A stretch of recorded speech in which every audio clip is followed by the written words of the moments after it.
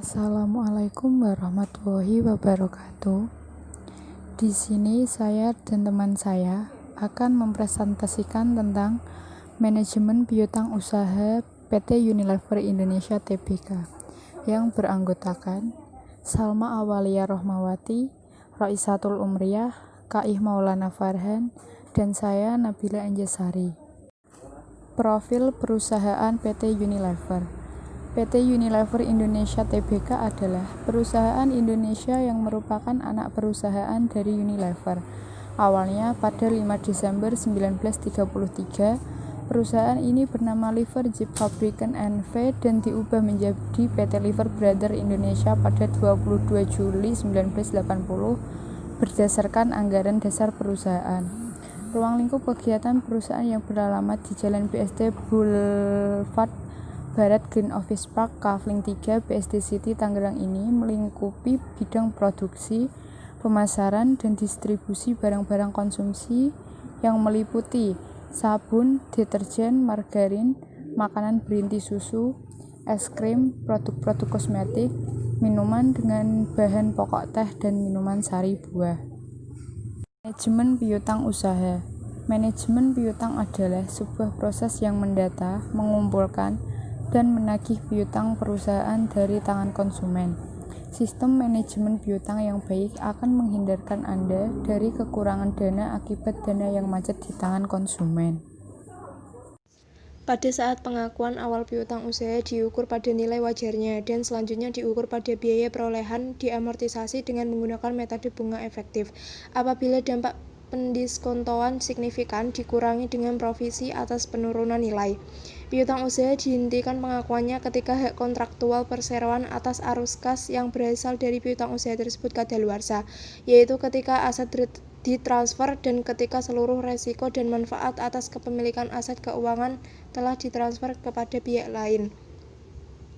Pada tanggal 30 September 2020, setelah piutang usaha dikurangi provisi atas kerugian penurunan nilai, maka manajemen berkeyakinan bahwa provisi atas kerugian penurunan nilai telah memadai untuk menutupi kerugian yang mungkin timbul dari piutang yang tidak tertagih.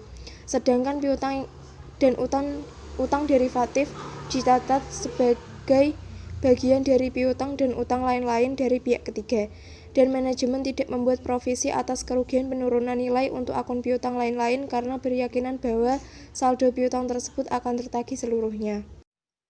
Perseroan mengadakan perjanjian dengan PT Bank BNP Paribas Indonesia, di mana perseroan dapat menjual ke BNP beberapa piutang usaha yang memenuhi kriteria dalam perjanjian.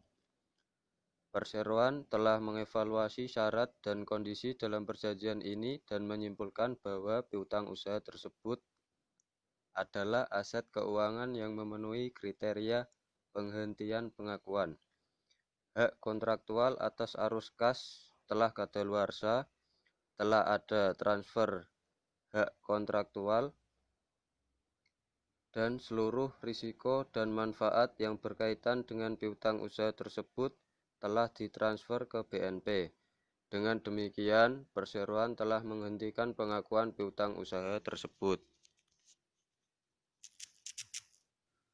Perseroan tidak memiliki konsentrasi risiko kredit terkait dengan piutang usaha, karena perseroan memiliki banyak pelanggan dan tidak ada pelanggan individu yang signifikan. Untuk mencegah kerugian yang disebabkan oleh piutang tak tertagih, sebagian pelanggan diharuskan untuk memberikan penjaminan berupa bank garansi yang dapat dicairkan oleh perseroan pada saat pelanggan dinyatakan tidak dapat melunasi utangnya. Selain itu, perseroan juga memastikan bahwa penjualan hanya dilakukan kepada pelanggan dengan sejarah kredit yang baik. Perseroan memiliki penilaian atas pelanggan dalam hal kemampuan membayar piutang saat jatuh tempo. Penilaian setiap pelanggan didasarkan pada posisi keuangan pelanggan serta pengalaman sebelumnya. Dalam menerapkan model penurunan nilai terhadap piutang usaha, perseroan menerapkan pendekatan sederhana yang tersedia terhadap piutang usaha karena tidak ada unsur pembiayaan terhadap piutang usaha.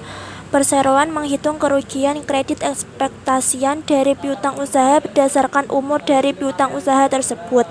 Tingkat kerugian dihitung menggunakan metode roll rate berdasarkan probabilitas suatu piutang melalui tahapan-tahapan terjadinya gagal bayar dan penghapusan piutang. Tingkat kerugian didasarkan pada pengalaman kerugian kredit aktual selama 3 tahun terakhir dengan batas maksimum berdasarkan pengalaman 10 tahun terakhir. Tingkat kerugian ini disesuaikan dengan faktor skala yang merefleksikan perbedaan antara kondisi ekonomi selama periode di mana data historis didapatkan, kondisi terkini, dan pandangan perseroan terhadap kondisi ekonomi selama masa ekspektasian dari umur piutang. Terima kasih, sekian dari kelompok kami. Apabila ada kesalahan mohon maaf. Wassalamualaikum warahmatullahi wabarakatuh.